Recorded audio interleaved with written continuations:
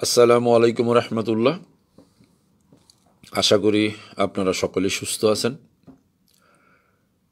ইটালিতে আমাদের চলছে তৃতীয় ধাপের কোভিড অ্যালার্ম।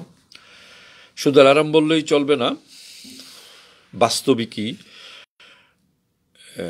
কোভিড তৃতীয় ধাপের একটা পর্যায়ক্রমে বেড়ে চলছে। যদিও বাড়ার সংখ্যাটা পার্সেন্টেজ খুব বেশি না, ভলিউমটা বেশি, অর্থাৎ প্রায় 2.5 লাখ 3 লাখ টেস্ট হওয়ার পর হয়তো 20,000 15,000 হইতেছে। রাষ্ট্র আপ্রাণ চেষ্টা করে যাচ্ছেন কোভিডকে নিয়ন্ত্রণ রাখা এবং কোভিড থেকে নাগরিককে নিরাপত্তা দেওয়া। নাগরিকের প্রতি আমাদের প্রতি কিছু দায়িত্ব দিয়েছেন, যাতে আমরা গ্যাদারিংগুলো কম করি, বাইরে গেলে মাস্ক ব্যবহার করি, যতটুকু সম্ভব সবসময় পরিষ্কার থেকে হাত ধৌত করি, জেল ব্যবহার করি, ইত্যাদি ইত্যাদি। এই বিষয়গুলো অনুসরণ করলে আমরা মোটামুটি বলতে পারি যে কোভিডের ছোঁয়াছুঁয়ির থেকে কিছুটা রক্ষা পাবো ইনশাল্লাহ। যাই হোক,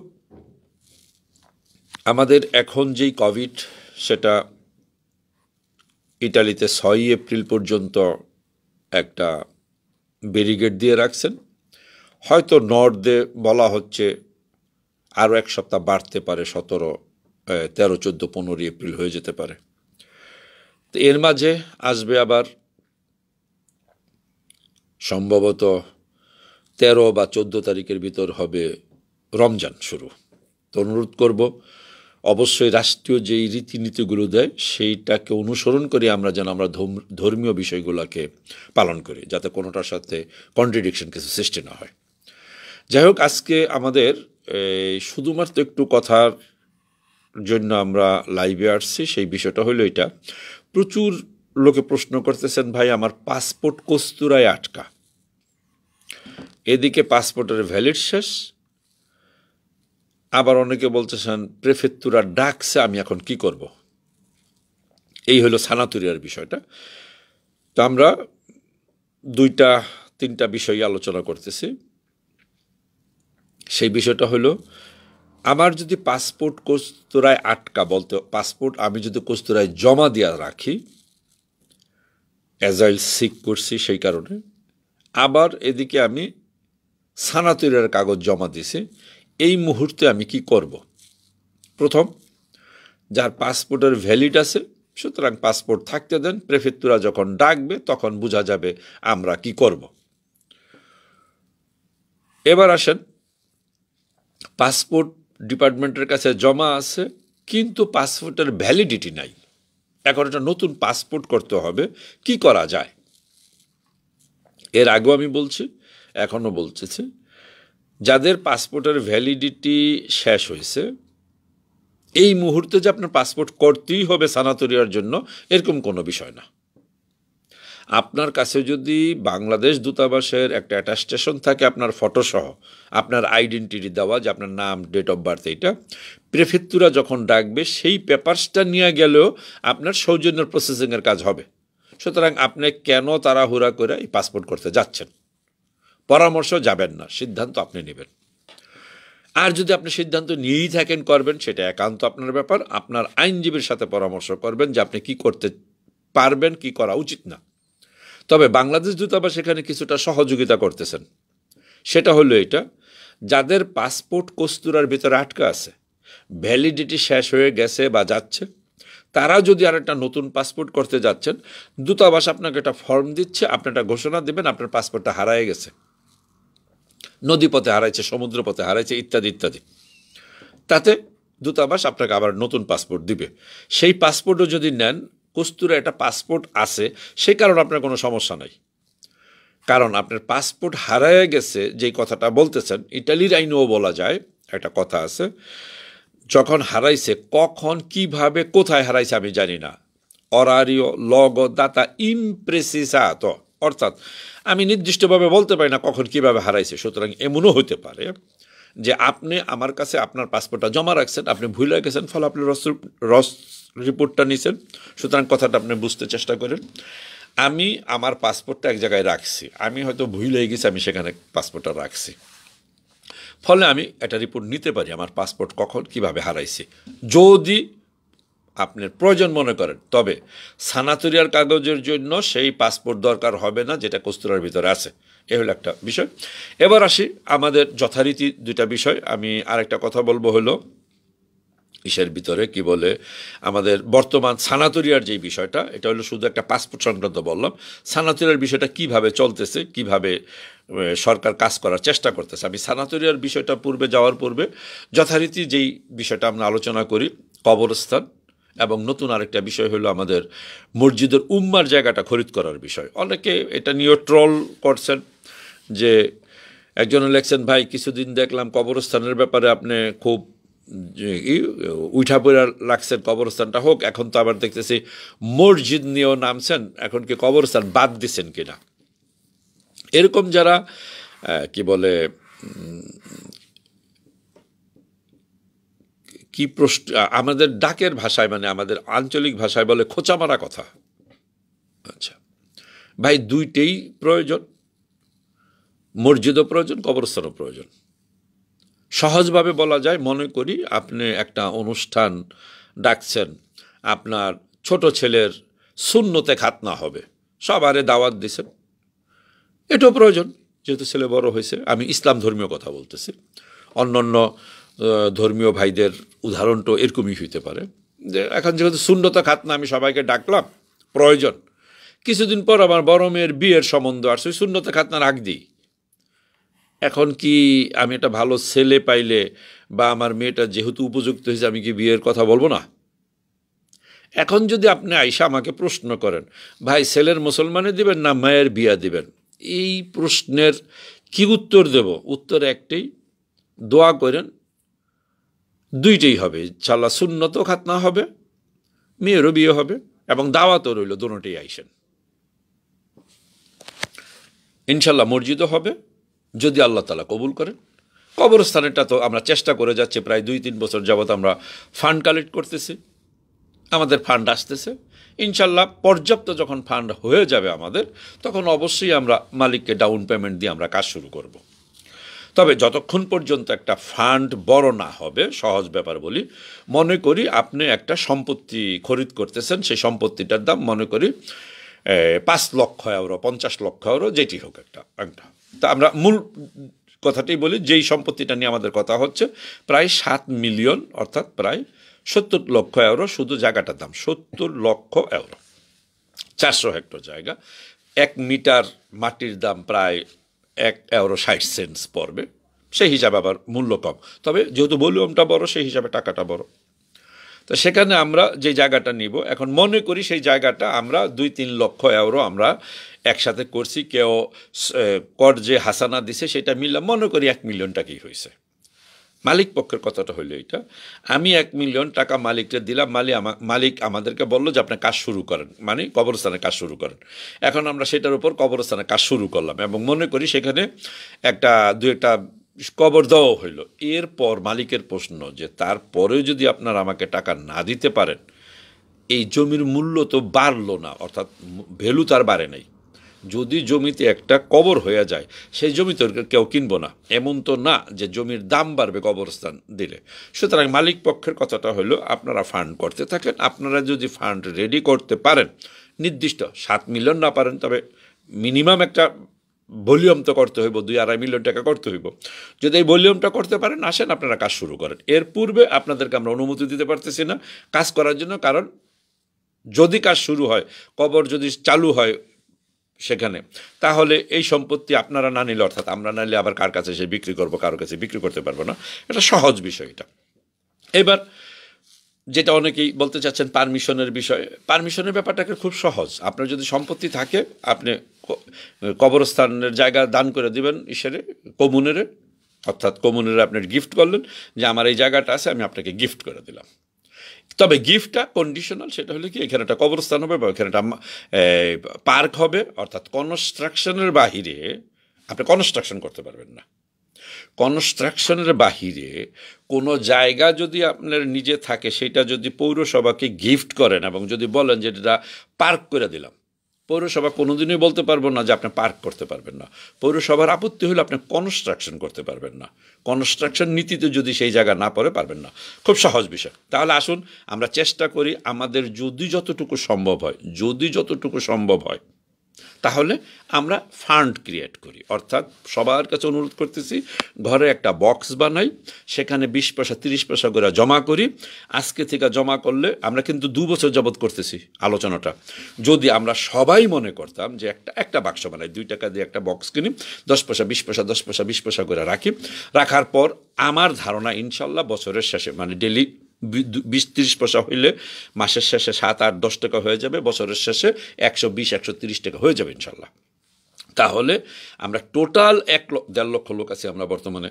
তার থেকে যদি মনে করেন শিশু এবং অন্যান্য ধর্মীয় ভাই বোনদেরকে বাদ দিই, তাহলে 1 লক্ষ টিকে। অবশ্য অন্যান্য ধর্মীয় ভাই বোনদেরকে বাদও দেওয়া যাবে না, কারণ ইতিমধ্যে খ্রিস্টান ভাইয়েরা ডোনেট করছে, হিন্দু ভাইয়েরও ডোনেট করছে, সুতরাং বলা যায় যে সবাই অংশগ্রহণ করতেছে। আসেন তারপরে মনে করি 1 লক্ষ ভাই বোন যদি সারা ইটালিতে আজকে এই মুহূর্তে থেকে 2 ইউরো দিয়ে একটা টিনের বাক্স খরিদ করি এবং সেখানে 10 পয়সা 20 পয়সা 30 পয়সা রাখি, ইনশাল্লাহ আগামী বছর এই দিনে প্রায় 10 থেকে 15 মিলিয়ন ইউরো আমাদের হাতে আসবে, শুধু খুচরা পয়সা দিই। সেই টাকাটা হইলেই আমরা একটা পেমেন্ট দিতে পারি। পেমেন্ট দিলেই পৌরসভার কাছে বলতে পারি সম্পত্তি এখন আমাদের, এই হইল অবস্থা। আমরা আপনারা আবার গিফট করতেছি, টেনশন, সম্পত্তি আমাদের, পৌরসভা আমরা কিন্তু আপনারা গিফট করে দিতেছি, এইটাও আপনারা দিয়ে দিতেছি। বিনিময়ে আপনি আমার এখানে একটা মুসলিম কবরস্থান করবেন এবং অন্যান্য যে ছোট ছোট প্রজেক্টগুলো আছে, মসজিদ, মাদ্রাসা, স্কুল, শিশু পুনর্বাসন ইত্যাদি।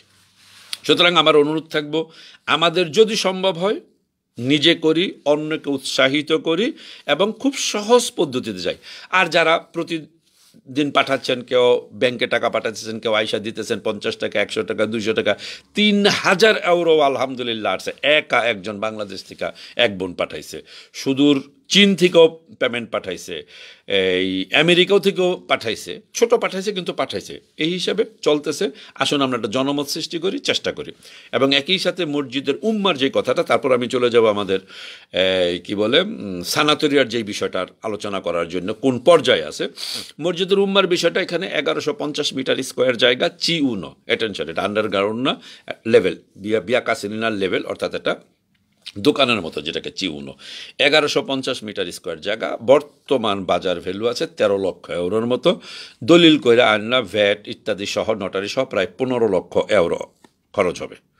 সেইটাকে যদি আমরা নিতে পারি, যেহেতু অকশনে চলে গেছে, ব্যাংক বলছে 5,10,000 ইউরো যদি আমরা পেমেন্ট দিতে পারি তাহলে আমাদেরকে দিবে। তবে সেই পেমেন্টের শর্ত হইল, গতকালকে চলে গেছে একটা ডেট, অর্থাৎ গতকালকে পর্যন্ত তাকে 3 লক্ষ ইউরো দিতে হবে। যদি দিতে পারি তাহলে আবার 4 মাস পর, 3 মাস পর, 3রা জুন সম্ভবত, 30শে জুন দিতে হবে 2,10,000। আমরা যেহেতু একটা ফান্ড কালেক্ট করছি, সেটা অবশ্যই 3 লক্ষ হয় নাই, যেই ফান্ডেই কালেক্ট হয়েছে সেটা নিয়ে আমরা ব্যাংকে আবার নতুন একটা প্রস্তাব দিয়েছি।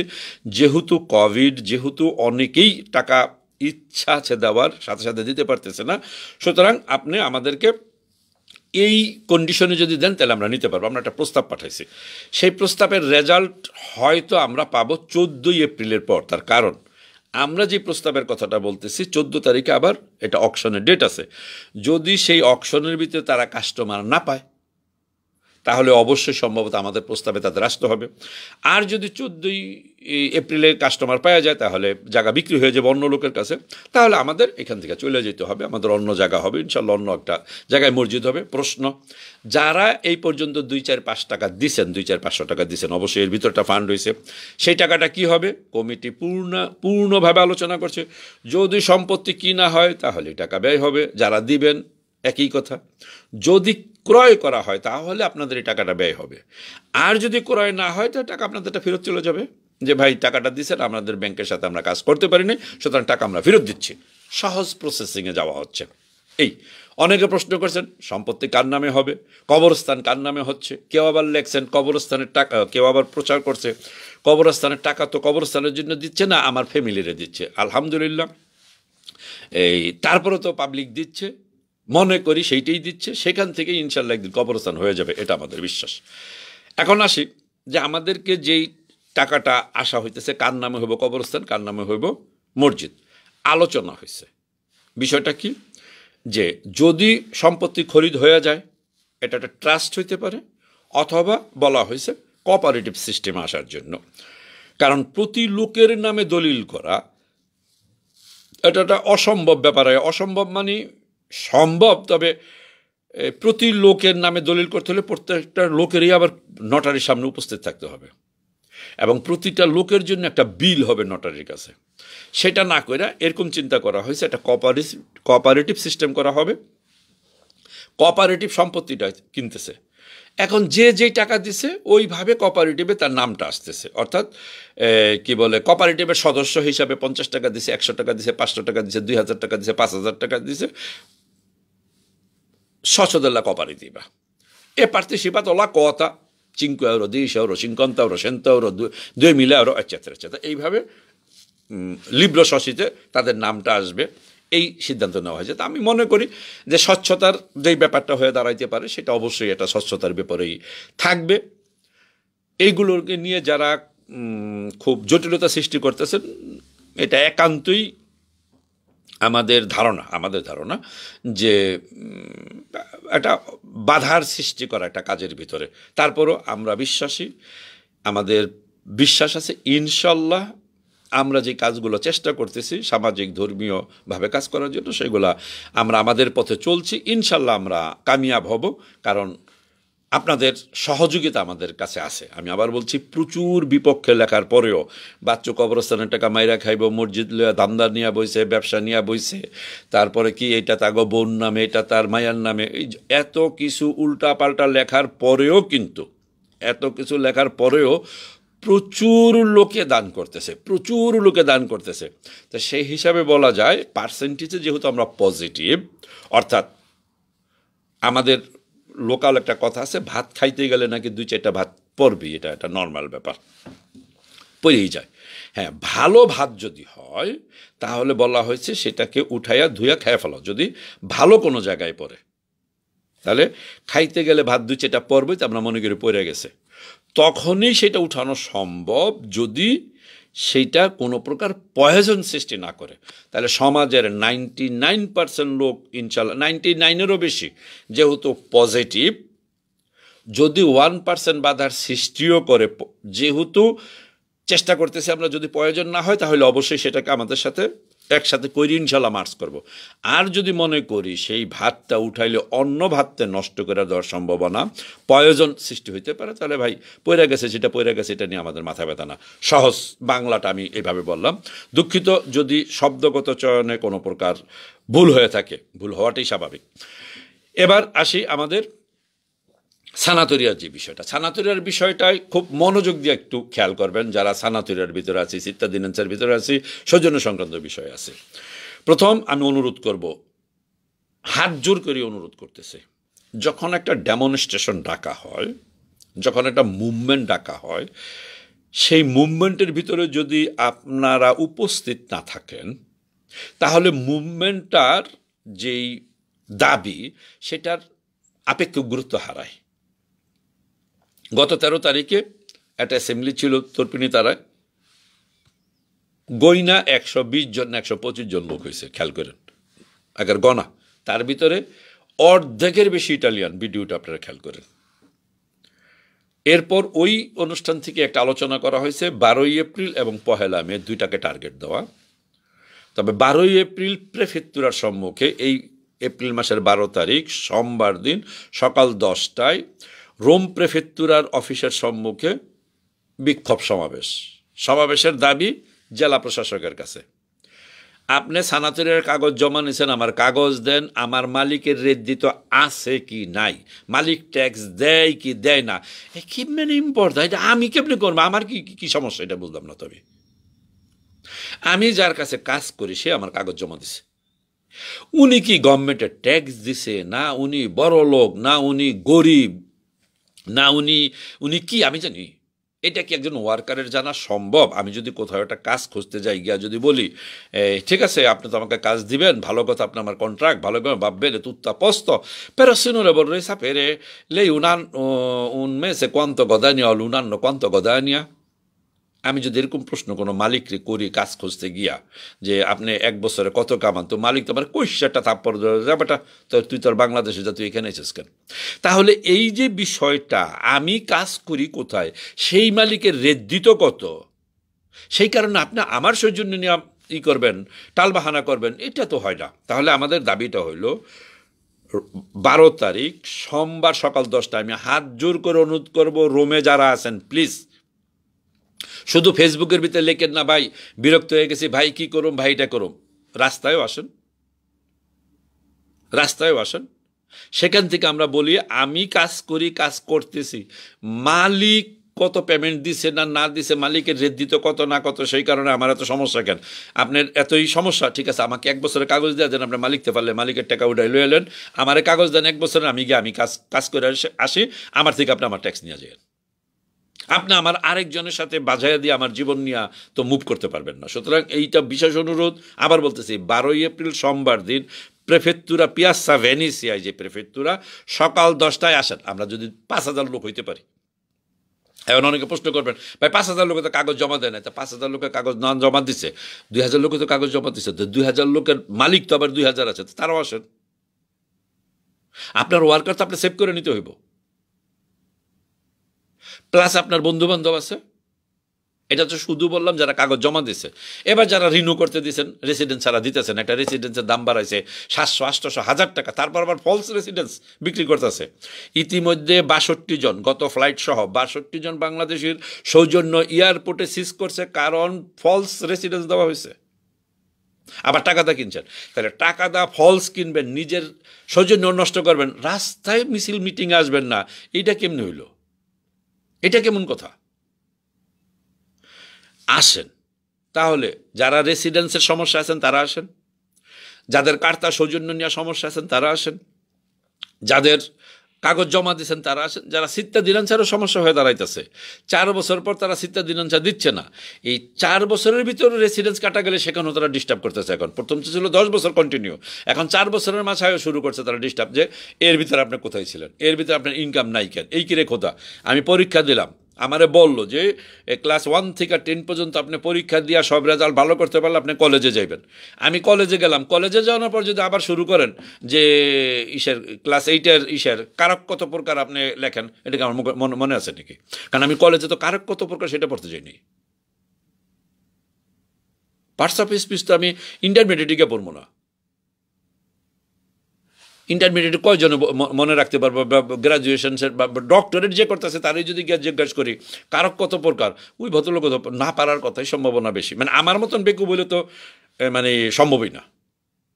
কারণ আমি কি পড়ছি, যখন যেটা পড়ার দরকার সেটা পড়ছি, এরপর বাস্তব জীবনের সাথে যেটা জড়িত সেটা কন্টিনিউ আছে।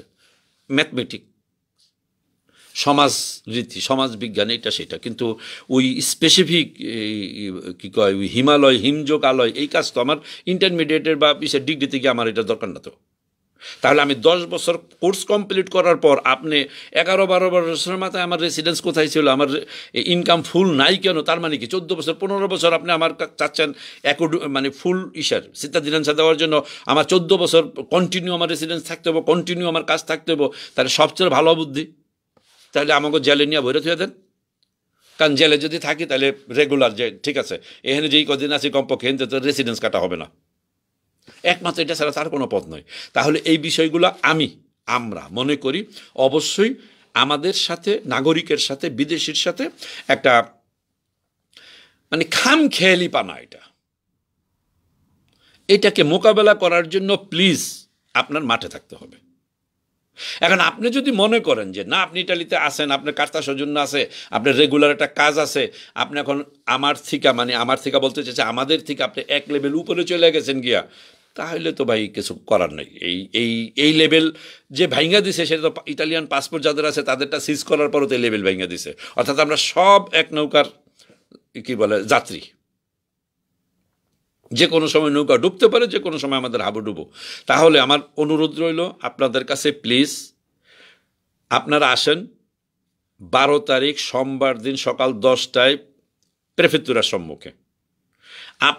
আমরা যদি মনে করেন 1,500 লোক হই, সেখানে হয়ে যদি ওইখানে আমরা রাস্তায় বৈশা যদি বলি জেলা প্রশাসক সাহেব, এই যে আমরা বসলাম, আপনি সিদ্ধান্ত নিয়ে বাইরন, কবে আমাকে ডাকবেন, কবে আমাকে সহ্যদণ্ড দেবেন। মালিকের রেদ্দি তো আসে না আছে, আমার দেখানোর ব্যাপার নাই। আমি কাজ করছি, মালিক জমা দিছে, এবার মালিককে গিয়া পারলে ধরেন, না পারলে নাই। আমার মিনিমাম 1 বছর একটা কাগজ দেন, আমি কামলা দিয়া খাইতে আইছি, আমি কামলা দেওয়া শুরু করি। ওই মালিকের কাছে আমার আটকাই রেখেন না। কারণ মালিক কি করতেছে, এমন কিছু ইটালিয়ান মালিকের রেজাল্ট আসছে যে কিছুটা কৃতদাসের প্রথা সিস্টেম বের করছে। অর্থাৎ তাকে বাধ্য করতেছে, তুই যদি কাজ না করস 12 ঘন্টা 13 ঘন্টা যদি হুমকি দেয় যে তোর কন্ট্রাক্ট কাইটা দেবো, তোর সানাতরি আঁকা দেবো। তারা এখন বাধ্য হচ্ছে 14 ঘন্টা কাজ করার জন্য 300 টাকা 400 টাকার বিনিময়ে। Ma che cos'è questo? Ma perché mi costringi per lavorare 14-15 ore? Perché io sono legato con il mio datore di lavoro? Ma dove siamo? এই জিনিসগুলো আমাকে বলতে হবে। কখন? যখন আপনারা সবাই উপস্থিত থাকেন। আমি তো হারা দিনই কই। যখন লোক কম থাকে তখন কি করে জানেন, ওই অফিসাররা আসে, আচ্ছা বহুতক্ষণ তো চিল্লাচিল্লি করলি, লোক তো তুই আর তো 8-10 জন, তোর নিজের কোনো সমস্যা আছে না, এটা কর দেখি, আমরা বলে দিই। ভাই আমি এই পর্যন্ত আমার কোনো সমস্যার ব্যাপার নিয়ে, মানে ডকুমেন্টারি কোনো সমস্যা নেই, আমি কখনো কোথাও কারো কাছে যাইও না, আর দোয়া করেন যাবো না।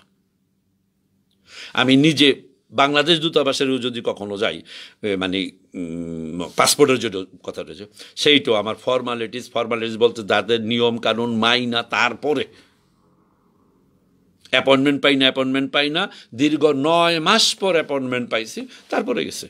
এরকম না যে আমি অমুকটা টেলিফোন করছি, আমার একটা দিয়ে দেন না। সুতরাং আমি আমারটা চেষ্টা করি যতটুকু ওইভাবেই করার জন্য। এনিওয়ে, অনেকে বলতেছেন ইমস আসছে কি করবেন। ভাই ইমসের ব্যাপারে পরিষ্কার বলি, ইমসের বিষয়টা পরিষ্কার শুনেন। আপনার ইমস আসছে, ট্যাক্স আসছে, আপনি দেন বা না দেন, আপনি বলতে মালিকের কথা বলতেছি, জানি যে টাকাটা কোথায় থেকে আসে। এনিওয়ে বুঝতে চেষ্টা করেন, মালিক দেয় বা না দেয়, এই দেওয়া বা নেওয়ার সাথে আপনার সানাতরিয়ার কোনো সম্পর্ক নাই, কোনো সম্পর্ক নেই। সম্পর্কটা হইল ওইটা, মালিক যখন এটা সেন্ড করছে, ওই সময় মালিকের ক্যাপাবিলিটি কি ছিল, সেটা যদি ইদনিয়া থাকে, সেটা যদি সঠিক থাকে, আপনি ট্যাক্স দেন বা না দেন, আপনি কাগজ পাবেন। মালিক কাজে রাখুক বা না রাখুক, আপনি কাগজ পাবেন। মালিক জীবিত থাকুক বা মরুক, আপনি কাগজ পাবেন 1 বছরের মিনিমাম। তাহলে এখন যদি আপনি কন্টিনিউ করেন, এটার সাথে কোনো সম্পর্ক নাই। যদি না আপনাকে প্রেফেক্টর থেকে না ডাকে, আপনি দিতে পারবেন। ইমসের ফান্ডে টাকা দিতেছেন, ইমসওয়ালারা কাগজ পাঠাইতেছে, স্বাভাবিক ব্যাপার, রাষ্ট্রীয় ফান্ডে টাকার দরকার। সুতরাং কে পেমেন্ট করবেন কে করবেন না, এটা বুঝা আপনারা ব্যবস্থা নেবেন। এবার আসেন আলোচ্যের বিষয়। আইনে এখনো আলোচ্য চাইতেছে। এই আলোচ্যের বিষয়টা আপনাদের রাস্তায় থেকে ভাঙা উচিত।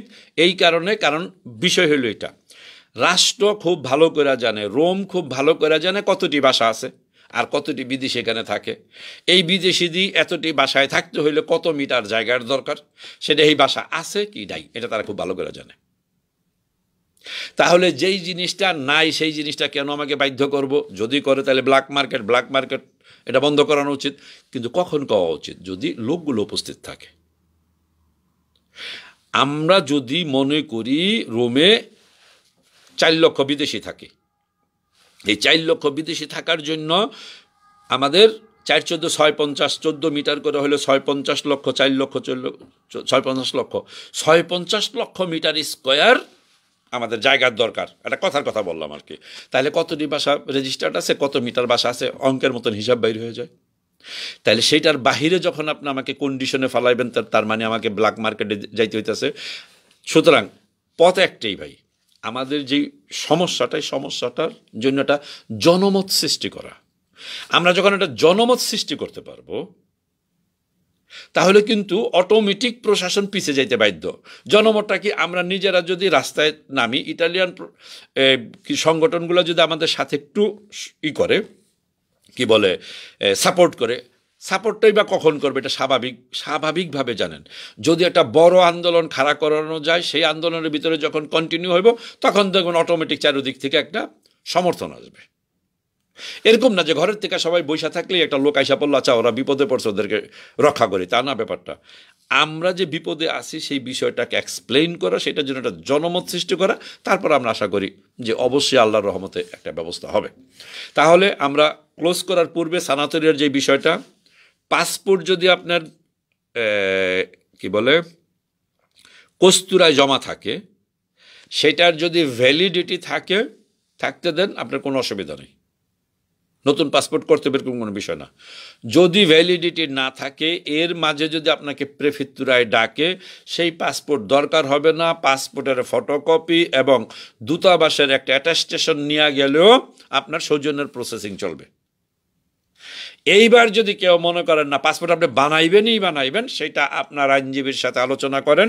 তারপরও বাংলাদেশ দূতাবাসের একটা পদ্ধতি, সেটা হলো আপনি যখন পুলিশ কাস্টডিতে পাসপোর্ট থাকার পরেও আপনি যদি বলেন যে আমার একটা পাসপোর্ট দরকার, দূতাবাস বলবো যে আপনার পাসপোর্ট যদি হারাই যায় তাহলে আমি দিতে পারি। এবং তাদের একটা মডেলও আছে আমি জানি, সেখানে তারা লেখাই নেই যে আপনার পাসপোর্টটা সমুদ্রপথে হারাই গেছে। আপনি সেই ডিক্লারেশন দিতে পারেন, আপনি ভুলে গেছেন পাসপোর্ট আসলে কই আছে, সুতরাং ওই ডিক্লারেশন দেওয়া কোনো প্রকার আইনগত না, সমস্যা নেই। তাহলে এইভাবে পাসপোর্টটার ব্যাপার আসলেন। এবার আসি আমরা ইমসের ট্যাক্স দিবেন কি দিবেন না। ইমস মালিকে দেয়। এখন যদি প্রশ্ন করেন, বুঝে নিয়েন, ইমস মালিক দেয়। এখন যদি প্রশ্ন করেন ভাই আমি কি ট্যাক্স দেব, ট্যাক্স দিলে কি, যদি প্রশ্ন হয় আমি কি ট্যাক্স দিব, ট্যাক্স দিলে কি আমার কি প্রেফেক্টুরার ডাক আসবে, যদি ওই প্রশ্ন করেন, তাহলে আমাদের উত্তর ট্যাক্সের সাথে প্রেফেক্টুরার ডাকার সাথে কোনো সম্পর্ক নাই। সুতরাং সিদ্ধান্ত আপনি নেবেন, আপনি কি করবেন। চিত্তাধীনান্সার ব্যাপারে 10 বছর পার হয়ে যাওয়ার পরেও 14 বছর এসে সমস্যা সৃষ্টি করতেছে। perché non erano continuo la residenza anche ultimo 4 anni, ma scherziamo।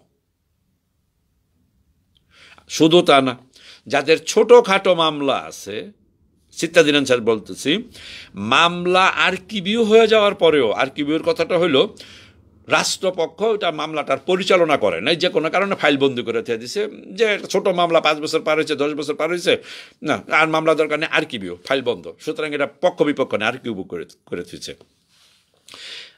কিছু রিজেক্ট আসতেছে, আর্কিভিউ করছে, কিন্তু এরকম না তো সেই মামলার থেকে সে নিষ্পত্তি পাইছে। এবার বুঝেন কোথায় নিয়ে ঠেকাইছে। আচ্ছা, আমাদের কাছে আরও কিছু ফাইল আসছে, যারা ছোট সাজা হয়েছে 10 দিন 20 দিন। এই আর আমাদের বাংলাদেশ কমিউনিটির একটা চরিত্র আছে, রাগারাগি গালাগালি মারামারি হইলে মামলা করে গিয়া ছিনতাই মামলা, এটা আরেকটা চরিত্র, এই কিছুটা হিন্দি ফিল্মের স্টাইল আর কি।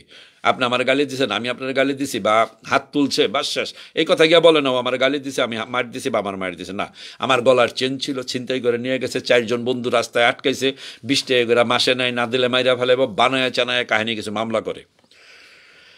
99.99% এই মামলাগুলো বানোয়াট মামলা, ফলস মামলা। এটা অবশ্যই বাংলাদেশ দূতাবাসের উচিত ইতালিয়ার বিচার বিভাগীয় সাথে একটা মিটিং করা, সেইখানে তাদের কাছে প্লেস করা সংস্কৃতির বিষয়টা, যে ব্যাপারটা এরকম। অবশ্যই দূতাবাস এই ক্ষমতা বহন করে না যে বিচার বিভাগরে দিবে, কি বলে কোনো পরামর্শ দিবে না, তথ্য দিতে পারে। কোনো রাষ্ট্রই অন্য রাষ্ট্রের বিচার বিভাগে হাত দিতে পারে না। আর ইটালির বিচার বিভাগ এতটাই স্বাধীন, ইটালির নিজের রাষ্ট্র, নিজের সরকার এখানে হাত দেয় না। তাহলে তথ্য দিতে পারে যে হ্যাঁ আপনারা যে পানিশমেন্টগুলো দিতেছেন ঠিক আছে, তবে আমাদের সংস্কৃতিতে দেখা যায় এরকম কিছু বানোয়াট মামলা আছে। এবং আমি আমাদের কথা বলতেছি, আমাদের ধূমকেতুর কথা বলতেছি। তারপর আমি যখন বাংলাদেশ সমিতির সভাপতি ছিলাম, ওই সময়কার কিছু মামলার কথা বলতেছি, যে 99.99% মামলা যেটি হয়েছে বাংলাদেশ কমিউনিটির ছিনতাই, এটা টোটাল বানোয়াট মামলা, একের সাথে আরেকটা বানায়া করছে। যাই হোক, মূল কথায় আসি, ওই মামলাগুলোর ভিতরেও যাদের সাজা হয়েছে, পরবর্তীতে রিহাবিলিটেশনে চাওয়া হয়েছে, খেয়াল করেন ব্যাপারটা। এবং এ কনসেসো লা রিহাবিলিটেশন আবার বিচার বিভাগ মানছেও। সেই রিহাবিলিটেশনে পাওয়ার পরেও চিত্তাধীনান্সা ক্যান্সেল করছে, কারণ ক্যান্সেলের ভিতরে লেখছে হ্যাঁ ঠিক আছে আদালত রিহাবিলিটেশনও করছে, কিন্তু পূর্বের অপরাধ তো আপনি করছেন। এবার কি বললেন? সুতরাং ভাই, এটা আমি মনে করি যার সৌজন্য নাই, যার আছে, যার কার্তা আছে নাই, যার পাসপোর্ট আছে, ইতালিয়ান পাসপোর্ট আছে নাই, যিনি জমা করছেন, জমা করবেন না, শিশু জন্ম হয়েছে, হবে, হয় নাই, সবাই একটা প্রচণ্ড চাপের ভিতর আমাদেরকে রাখা হয়। এই চাপটার থেকে আপনার বাইর হইতে হবে। আপনি যদি এই ডকুমেন্টারি চাপটা থেকে একটু বাইর হইতে পারেন, আপনি কিন্তু একটা কাজ করতে সুবিধা হইব। কাজ করতে আমি বলতে চাইছি, একটা কাজ খুঁজতে, একটা জায়গায় চলাফেরা করতে আপনি সুবিধা। আর যখন ডকুমেন্টারি প্রেশারটা থাকে, তখন কিন্তু অন্য জিনিস আপনি খুব সুন্দরভাবে, আপনার ফ্যামিলির টেলিফোন করলে মন খিটখিটা থাকবো, রিকনজিউমেন্টে ফ্যামিলি চাইছেন, ওই পাশ থেকে হয়তো মনে করেন ম্যাডাম আপনাকে টেলিফোন করতেছে কবে আসবো, আপনি এখানকার একটা পদ্ধতির ভিতরে বিপদগত অবস্থায় হয়তো তারা বলছেন যে 2 মাস 3 মাসের ভিতরে তোমার ভিসা লাগিয়া যাবো গিয়া, 2 বছর অন্তরে প্রেফেক্টুরায় ডাকে না। এই যে একটা অবস্থার একটা মেকানিজম সৃষ্টি করছে আমাদেরকে বলতে চাচ্ছি হইল শ্রমিকদেরকে, সেটা বিদেশি হোক, ইটালিয়ান হোক, একই ব্যাপার। আমাদের একটু বেশি যেহেতু ডকুমেন্টের পেজ গোছাচ্ছে, আমাদেরকে একটা মানসিক চাপের ভিতরে দিয়ে রাখছে। এটা একমাত্র আপনার মাথার নিচে রাখার জন্য এবং আপনাকে মালিক দ্বারা নিয়ন্ত্রণ করার জন্য, এর বাহির অন্য কোনো কিছু না। এইটা সবাই একত্রিত হয়ে ভাঙতে হবে ভাই, এটা সবাই একত্রিত হয়ে ভাঙতে হইব। পুনরায় শেষ করার পূর্বে আপনাদেরকে বলছি, কবরস্থান এবং মসজিদের ব্যাপারে প্লিজ একটা বাক্স করেন কবরস্থানের জন্য। আজকে থেকে 10 পয়সা 20 পয়সা আপনি রাখা দেন। 10 পয়সা যদি মনে করি যে আপনি মনে করেন চিটই করলো, অনেকে লেগে বাচ্চাটা চিট করতেছে, মনে করি চিটই করলাম, তারপরেও তো আপনার ওই যে ইসের কি ডাব্বার বাক্স 10 পয়সা 20 পয়সার চিট। কিন্তু চিট যদি না করি, টেনশন, চিট যদি না করা হয় তাহলে কিন্তু আপনার এই 10 পয়সা 20 পয়সায় খুচরা পয়সায় কিন্তু আলহামদুলিল্লাহ 50,000 লোকের একটা কবরস্থানের বন্দোবস্ত হয়ে যাবে, যেটা 2, 4, 500 বছর কন্টিনিউ থাকবে বাই রোটেশন। কবর 20 বছর 30 বছর পর যদি কেউ চেঞ্জ করে, 3rd 4th জেনারেশন, তারা সিদ্ধান্ত নিব কী করব। তারপর আমরা 400 হেক্টর জায়গার উপর চিন্তা করতেছি, যদি প্রয়োজন হয় তো পরে বড় করবো আরও। আমরা তো 400 হেক্টর জায়গা নিয়ে আপাতত 36 + 16 সম্ভবত 52 বা 42, 36, 16, 52 কি বলে হেক্টরের উপর মূল। এটা এরপর দরকার হয় উইংস বাড়াবে। এটা আরেকটা বিষয় শেষ করতেছি, খুব মাইনরলি প্লিজ একটু শুনেন। কোনো একজন লোক লেখছে যে কবরস্থানের সাথে, মুসলিম কবরস্থানের সাথে কুকুর বিড়াল কবর দেওয়া হবে, আপনার লাশ কুকুরের পাশে থাকবে। এটা সুন্দর প্রসঙ্গ তুলে আনছেন। যিনি তুলছেন সেটা তার যতটুকু ভাব ধারণা তিনি সেটাই প্রকাশ করছেন।